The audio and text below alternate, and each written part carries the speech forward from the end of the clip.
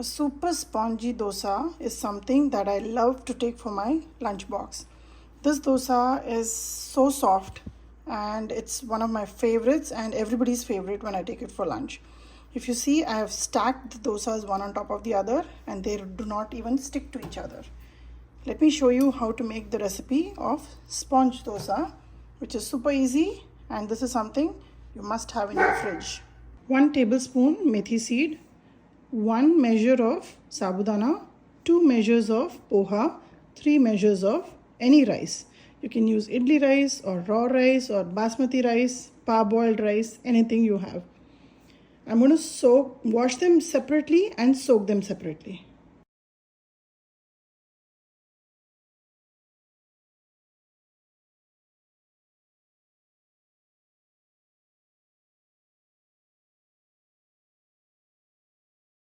If possible, do this at night so it soaks overnight.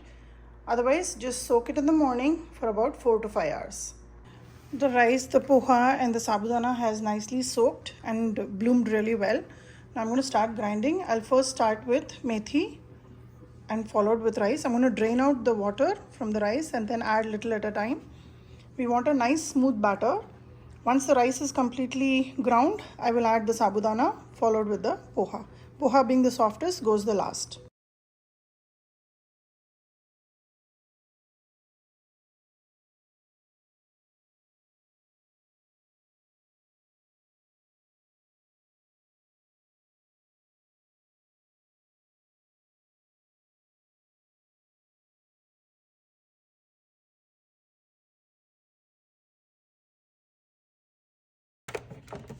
The batter is ready. I'm going to take it out in a container.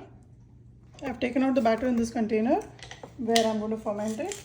You can use either this kind of container or you can also use the Instapot to quickly ferment the batter. So here I'm going to use some rock salt. Mix it really well and allow this to ferment overnight.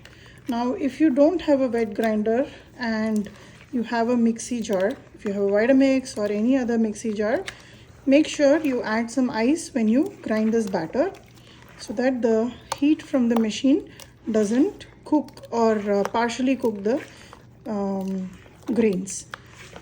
So that is really important. Make sure you add some ice if you're grinding it in a mixer jar. With the wet grinder, we don't have that problem. Mix it well with your hands, or if you're not comfortable using the hands, use a nice ladle. Mix it well. This batter does not have any urad dal, but because we have added poha to it, it will ferment really well. Just make sure you clean the edges so it doesn't dry out. And leave it in a warm place to ferment overnight. Or you can use the Instapot. Pour this batter in the vessel.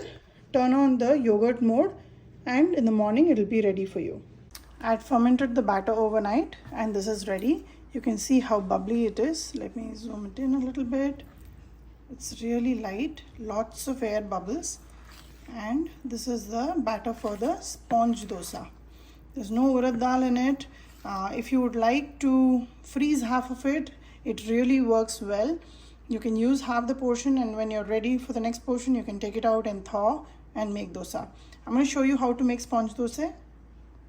I have an iron tawa heating up here and I also have a lid with which I'll cover this dosa. This dosa is usually not flipped. It's first spread a little bit and then covered and just steamed. It really cooks fast. So once you have a hot tawa, reduce the heat to medium so it's constant. And let me show you how to prepare this. The tawa is nice and hot. Just make sure first you mix the batter well. And now just take a little bit of batter and spread it like so. Take some oil, spray it and cover to cook.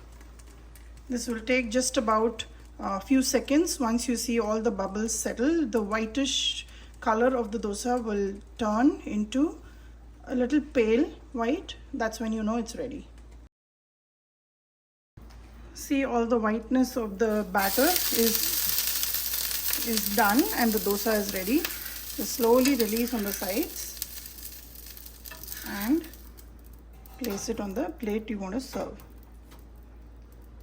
Let me show you one more. Take a little bit of batter, put it in the center and spread it just a little bit and spray some oil and cover to cook. It barely took me about 30 seconds to prepare one dosa.